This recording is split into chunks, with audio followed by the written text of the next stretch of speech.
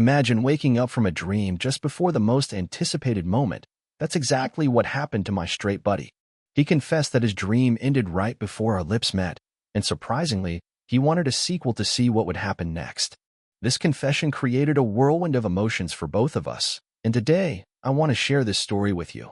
A tale of friendship, confusion, hidden desires, and the complex journey that followed. It's a story that many of us can relate to, whether we've experienced similar situations or simply understand the universal language of unexpressed feelings and missed opportunities. The boundary between friendship and romance is often blurrier than we'd like to admit, especially when unexpected emotions enter the picture. Let me take you back to how it all began. My buddy, let's call him Alex, and I had been friends for nearly 5 years.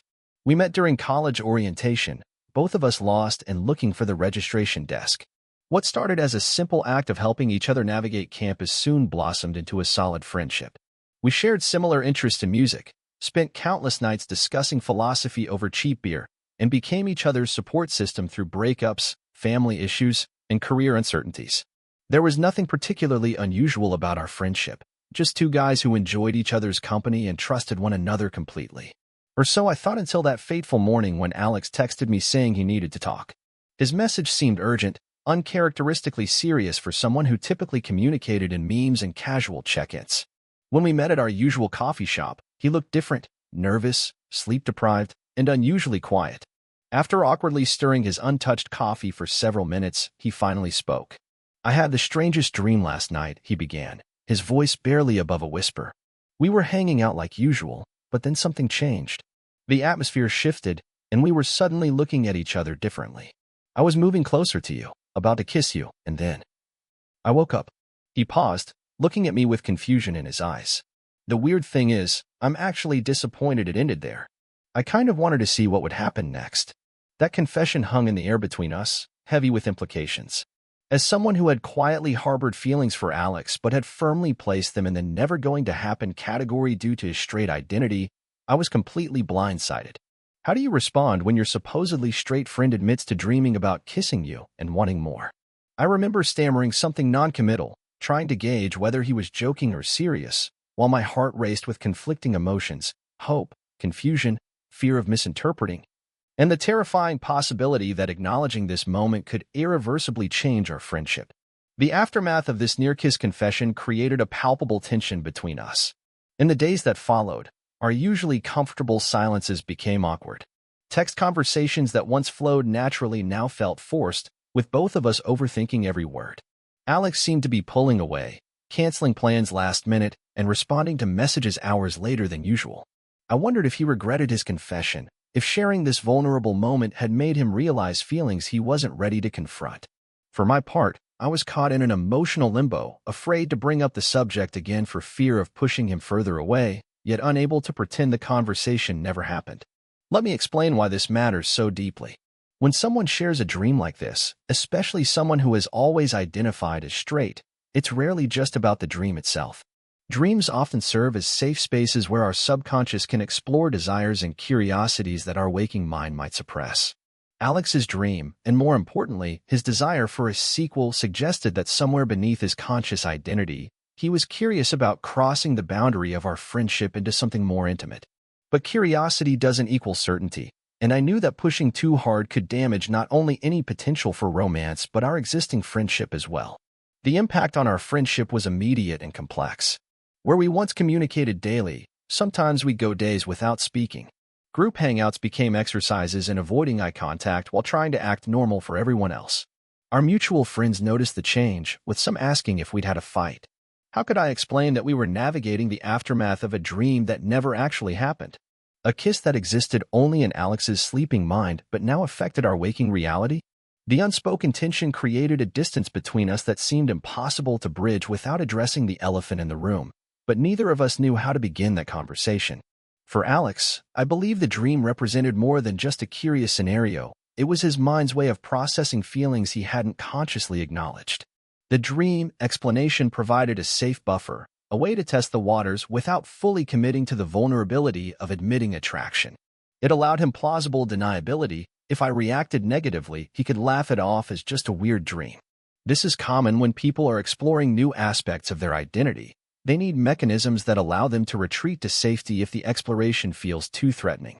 From my perspective, the dream represented hope, a dangerous emotion when you've spent years convincing yourself that a relationship is impossible. I had to consider whether I was reading too much into his confession, projecting my own desires onto an innocent dream. Was I setting myself up for heartbreak by entertaining the possibility that his dream indicated genuine feelings? Or would I regret not pursuing this opening if it was indeed his way of signaling interest? These questions kept me awake at night, analyzing every interaction we'd ever had for signs I might have missed. Let me share why dreams like these are particularly significant. Our subconscious minds often process emotions and desires that we're not ready to acknowledge consciously. For someone who has always identified as straight, dreaming about a same-sex romantic encounter can be profoundly disorienting. It challenges their understanding of themselves and forces them to question aspects of their identity they may have taken for granted. Alex's confession that he wanted a sequel to the dream suggested he wasn't entirely uncomfortable with this new possibility. There was curiosity there, perhaps even desire, but also understandable fear. As weeks passed, we both embarked on individual journeys of self-discovery. For Alex, I later learned, this period involved intense questioning of his sexual identity. He started researching sexual fluidity, reading coming-out stories, and even anonymously joining online forums where people discussed similar experiences. He told me months later that he'd spent hours Googling phrases like "straight guy dreams about male friend" and "am I bisexual or just curious?", trying to make sense of his feelings. This research led him to understand that sexuality exists on a spectrum rather than in rigid categories, which eventually helped him become more comfortable with his evolving self-perception. My journey during this time was equally tumultuous. I fluctuated between hope that Alex might be discovering feelings for me and guilt for hoping his identity crisis would resolve in my favor. I sought advice from friends who had dated previously straight men, hearing both success stories and cautionary tales. Some warned me about becoming someone's experiment, while others encouraged me to be patient and supportive while Alex figured things out. I also had to prepare myself for the possibility that even if Alex did discover he was attracted to men, that didn't necessarily mean he was attracted to me specifically. The dream could have been his mind's way of exploring his sexuality through the safety of a trusted friend, rather than indicating romantic feelings for me personally. External influences played significant roles in both our journeys. Alex later confided that a conversation with his older brother, who had always been his role model, helped tremendously. When he cautiously broached the subject of sexual fluidity, his brother responded with unexpected acceptance, sharing that he had questioned his own sexuality in college before ultimately identifying as straight. This conversation gave Alex permission to explore his feelings without fearing family rejection. Meanwhile, I found support in my friend Rachel, who had experienced a similar situation with her now wife. The only way forward is through honest communication, she advised. But you have to be prepared for any answer, including ones you don't want to hear. Society's expectations weighed heavily on Alex. Having been raised in a relatively conservative family and surrounded by traditional masculine norms, he struggled with the implications of being anything other than straight. "I keep thinking about how my dad would react," he told me later, "or if the guys at work would treat me differently." These weren't irrational concerns. Studies consistently show that men face significant social penalties for stepping outside heteronormative boundaries. Understanding these pressures helped me be more patient with his process, recognizing that his hesitation wasn't necessarily about me, but about reconciling his emerging feelings with his established identity. The turning point in our story came about 2 months after Alex's initial confession. We had maintained a strained friendship, interacting primarily in group settings and avoiding deep conversations. Then Alex's mother was hospitalized with pneumonia. Despite our awkwardness, I was the first person he called. I drove him to the hospital, sat with him through the uncertainty, brought him food when he forgot to eat, and stayed overnight in uncomfortable waiting room chairs. Crisis has a way of cutting through pretense and reminding us what truly matters. As his mother recovered, something shifted between us. The walls we had built began to crumble under the weight of genuine care and shared vulnerability. On the night his mother was moved out of intensive care, we found ourselves alone in my car in the hospital parking lot. Exhausted and emotionally raw, Alex finally broke our unspoken agreement to avoid discussing the dream. "I've been thinking about it constantly," he admitted, staring straight ahead through the windshield rather than looking at me. "Not just the dream, but what it might mean. I've never thought about being with a guy before, but with you, it doesn't feel as strange as I thought it would." He turned to me then, his expression a mixture of fear and determination. I don't know exactly what I'm feeling, but I know I don't want to lose you from my life while I figure it out. This honest conversation became the foundation for rebuilding our relationship. We agreed to approach this new territory with openness and patience. Alex needed time to explore his feelings without pressure, and I needed reassurance that I wasn't simply a convenient experiment. We established boundaries and communication practices that felt safe for both of us. Tell me if I'm moving too fast or too slow, he requested. And I promised to be honest about where I am, even when I'm confused. This framework allowed us to navigate the uncertain territory between friendship and something more, without rigid expectations or timelines. The process of rebuilding wasn't linear or simple. There were awkward moments, misunderstandings, and times when both of us felt uncertain about where we were heading. We started with small steps, intentional touches that lingered slightly longer than before, more direct compliments, and gradually more personal conversations about our feelings. We created new shared experiences that helped us see each other in different contexts. Alex suggested hiking trips that gave us extended time alone together in beautiful settings. I introduced him to my favorite art galleries, watching him discover aspects of himself through his reactions to different works. These experiences strengthened our connection while giving us space to evolve naturally. Let me share a particularly meaningful moment that illustrated our changing relationship. About 4 months after the dream confession, we attended a friend's wedding together. During the reception, a slow song played, and Alex, who had always avoided dancing, took my hand and led me to the dance floor. I'm probably going to step on your feet, he warned with a nervous laugh. As we swayed awkwardly among other couples, his hand resting tentatively on my waist, I saw something new in his eyes, a certainty that hadn't been there before. He didn't kiss me then, but the intention was clear in his gaze. This wasn't friendship anymore, but it also wasn't quite romance yet. It was something in between, something we were creating together at our own pace. The concept of a sequel to Alex's dream began to materialize in our reality as we gradually redefined our relationship. We had to navigate complex questions. How do you transition from years of platonic friendship to romantic involvement without losing what made the friendship valuable? How does someone integrate new aspects of their sexuality into their established identity? These weren't theoretical questions for us, but lived experiences that required constant communication and adjustment. Sometimes I feel like I'm learning a new language, Alex told me during one late-night conversation. I know what I want to express, but I'm not always sure how to say it correctly. This evolution wasn't without external challenges. When we finally decided to be open about the changing nature of our relationship, reactions varied widely.